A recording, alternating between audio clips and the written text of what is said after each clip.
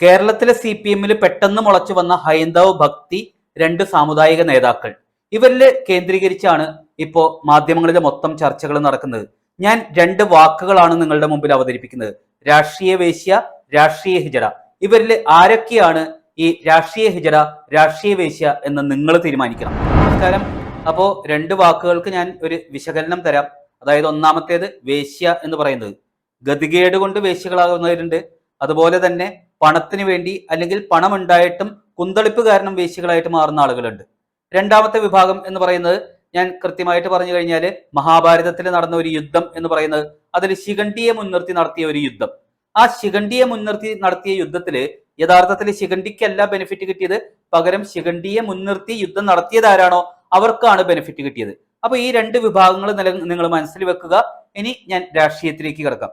അതായത് പിണറായി വിജയന്റെ രാഷ്ട്രീയ കരുനീക്കങ്ങൾ രണ്ട് പ്രമുഖ സാമുദായിക നേതാക്കളെ കൂടെ നിർത്തി എന്നൊക്കെയുള്ള പ്രചരണങ്ങളാണ് ഇപ്പോൾ CPM സൈബർ ഇടങ്ങൾ നടത്തിക്കൊണ്ടിരിക്കുന്നത്. അതുപോലെ തന്നെ അത് മാധ്യമങ്ങളും ചർച്ചാ വിഷയമാക്കി മാറ്റിയിട്ടുണ്ട്. അപ്പോൾ ആ ഒരു സാഹചര്യത്തിൽ കൃത്യമായിട്ട് ഒന്നാമത്തെ കാര്യം മനസ്സിലാക്കേണ്ടത് ഈ പിണറായി എന്ന് പറയുന്ന വ്യക്തി എങ്ങനെ മുഖ്യമന്ത്രിയായി എന്നുള്ളത്. ആദ്യ തവണ മുഖ്യമന്ത്രിയായത് എങ്ങനെയാണെന്ന് നിങ്ങൾക്ക് എല്ലാവർക്കും അറിയാം.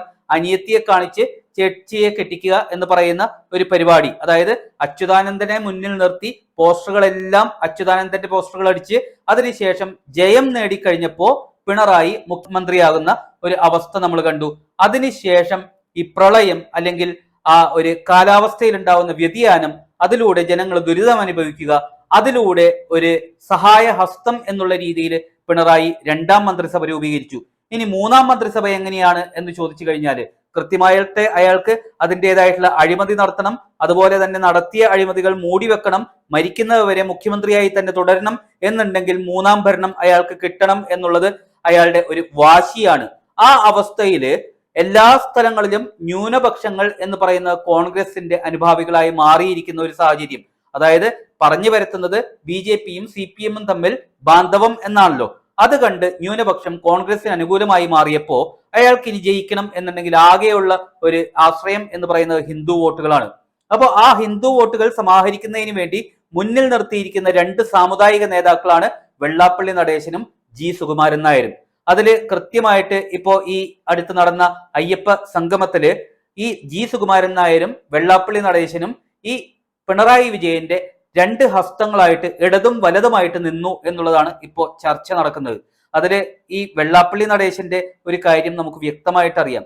അദ്ദേഹം നടത്തിയ അഴിമതി, മൈക്രോ ഫിനാൻസ് തട്ടിപ്പ്, അതുപോലെ തന്നെ നടത്തിയിരിക്കുന്ന ധാരാളം കൊള്ളരുതായ്മകൾ, ഇതെല്ലാം മറച്ചു വെക്കുന്നതിന് വേണ്ടി, കേസിൽ നിന്ന് രക്ഷപ്പെടുന്നതിന് വേണ്ടി അയാൾ കണ്ടെത്തിയിരിക്കുന്ന ഒരു വഴിയാണ് അദ്ദേഹത്തിന്റെ കുഞ്ഞിനെ തന്നെ ഒരു പുതിയ പാർട്ടി BDJS എന്ന് പറഞ്ഞ് കാണിച്ച് ആ BDJSനെ BJPയുടെ കൂടെ കെട്ടിച്ചു വിടുക. അതിനുശേഷം ഇയാള് പിണറായി സ്തുതി നടത്തി പിണറായിയുടെ ജിഹ്വയായി പ്രവർത്തിച്ച്, അതായത് പിണറായിയുടെ ജിഹ്വ എന്ന് പറഞ്ഞു കഴിഞ്ഞാല് പല സ്ഥലങ്ങളിലും മലബാറില് വെള്ളാപ്പള്ളി പോയിട്ട് ധാരാളം മത തീവ്രതയുള്ള പ്രസംഗങ്ങൾ നടത്തി. അതിനുശേഷം ഒരേ കാറിൽ വന്നിറങ്ങുക അയ്യപ്പ സംഗമത്തില്.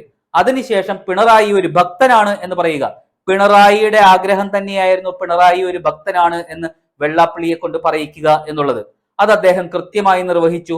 അപ്പോ ഇവിടെ ഗതികേട് അനുഭവിക്കുന്ന, കേസിൽ നിന്ന് രക്ഷപ്പെടാൻ ശ്രമിക്കുന്ന ഒരു വ്യക്തി എന്ന് പറയുന്നത് വെള്ളാപ്പള്ളി നടേശനാണ്. അതിനുശേഷം അടുത്ത ഒരു ബോംബ് പൊട്ടിച്ചിരിക്കുന്നത് ഈ സുകുമാരൻ നായരാണ്. ഈ സുകുമാരൻ നായർ ആദ്യം തന്നെ മനസ്സിലാക്കേണ്ടത്, വെള്ളാപ്പള്ളിയാണെന്നുണ്ടെങ്കിലും മനസ്സിലാക്കേണ്ടത്, BJPയുടെ വോട്ട് ബാങ്ക് എന്ന് പറഞ്ഞു കഴിഞ്ഞാൽ ഒരു സമുദായത്തിന്റെ വോട്ട് ബാങ്ക് അല്ല.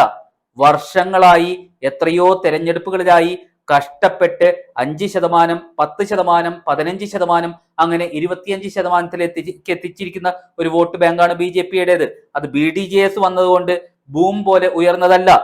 ഇനി സുകുമാരൻ നായര് സപ്പോർട്ട് ചെയ്തുകൊണ്ട് ഉയർന്ന ഒരു വോട്ട് ശതമാനമല്ല. അത് BJPയുടെ ഉറച്ച വോട്ടുകളാണ്.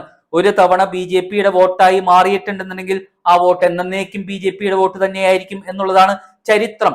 അപ്പോ അതൊന്നും മനസ്സിലാക്കാതെ ഇനി ഈ സുകുമാരൻ നായരുടെ അഹങ്കാരം നിങ്ങൾ പന്തളത്ത് ആദ്യകാലത്ത് ശബരിമല വിഷയത്തിൽ ഒരു പ്രക്ഷോഭം പന്തളം കൊട്ടാരവും ചേർന്ന് നടത്തിയപ്പോ നിങ്ങൾ പിന്തുണ കൊടുത്തത് കൊണ്ടാണ് ഇപ്പോ ഈ പറഞ്ഞ അയ്യപ്പ ഭക്തരെല്ലാം അവിടെ എത്തിയത് എന്ന് നിങ്ങൾ വിശ്വസിക്കുന്നുണ്ടെന്നുണ്ടെങ്കിൽ അതല്ല എന്ന് ഈ അടുത്ത് നടന്ന അയ്യപ്പ സംഗമം തെളിയിച്ചു.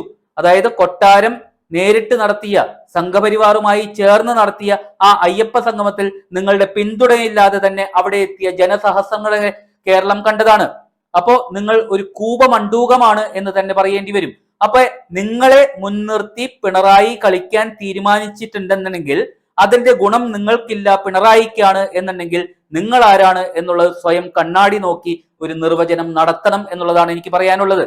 മാത്രമല്ല, ഈ ജി സുകുമാരൻ നായർ ഇപ്പോ ഈ LDF സർക്കാർ അല്ലെങ്കിൽ ഈ CPM നേതൃത്വം നൽകുന്ന സർക്കാർ എന്ന് പറയുന്നത് ഈ ക്ഷേത്രങ്ങളുടെ ആചാരങ്ങൾ സംരക്ഷിക്കുന്നതിന് വേണ്ടി പ്രവർത്തിക്കും എന്ന് നിങ്ങൾക്ക് ഉറപ്പു തന്നു എന്ന് കേരളത്തോട് വിളിച്ചു പറഞ്ഞിട്ടുണ്ടെന്നുണ്ടെങ്കിൽ അവിടെ കൃത്യമായിട്ട് എനിക്ക് ചോദിക്കുവാനുള്ളത്, ബിക്കിനി ഇടുന്ന മോഡലുകളായിട്ടുള്ള സ്ത്രീകളെ പോലീസ് യൂണിഫോം ഇട്ട് അവിടെ ശബരിമലയിൽ കയറ്റിയ മുഖ്യമന്ത്രി എന്ന് പറയുന്ന ഈ പിണറായി വിജയൻ നടത്തിയ നെറികേട് അത് നിങ്ങൾ മറന്നു എന്നുണ്ടെങ്കിൽ, നിങ്ങളുടെ സ്വാർത്ഥതയ്ക്ക് വേണ്ടി നിങ്ങൾ മറന്നു എന്നുണ്ടെങ്കിൽ ഈ കേരളത്തിലെ ഹിന്ദു സമൂഹം മറന്നിട്ടില്ല എന്ന് നിങ്ങളോട് പറയാൻ ആഗ്രഹിക്കുകയാണ്. അതുപോലെ തന്നെ ഷംസീർ എന്ന് പറയുന്ന ഇപ്പോ നിയമസഭയിൽ സ്പീക്കറായിട്ടിരിക്കുന്ന ഷംസീർ നടത്തിയ ഒരു പ്രസ്താവന, അതായത് ഗണപതി മിത്താണ് എന്ന് അദ്ദേഹം പ്രസ്താവന നടത്തിയത്, ആ സമയത്ത് തേങ്ങയും കൊണ്ട് ട്രിവാൻഡ്രത്തേക്ക് ഓടിയവനാണല്ലോ നിങ്ങൾ. ഇപ്പോ ഈ ഷംസീറിന്റെ പ്രസ്താവന നിങ്ങൾ അംഗീകരിക്കുന്നുണ്ടോ? ആ ഷംസീർ തന്നെയാണ് ഈ പിണറായി നയിക്കുന്ന സർക്കാരിൽ നിയമസഭാ അധ്യക്ഷനായി ഇരിക്കുന്നത് എന്നുള്ളത് നിങ്ങൾ മറന്നോ എന്നുള്ള ചോദ്യമാണ് ഞാൻ ചോദിക്കുന്നത്.